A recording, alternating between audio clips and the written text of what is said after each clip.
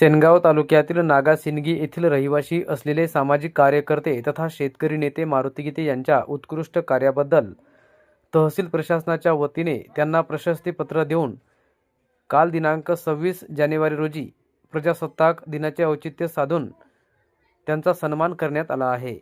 मागील 10 वर्षापासून सामाजिक कार्य करून एक वेगळा ठसा उमटवणाऱ्या लोकप्रसिद्ध असणारे शेतकरी नेते मारुती गीते यांचा तहसीलदार सखाराम मांडवगडे यांच्या हस्ते काल गुणगौरव करण्यात आला।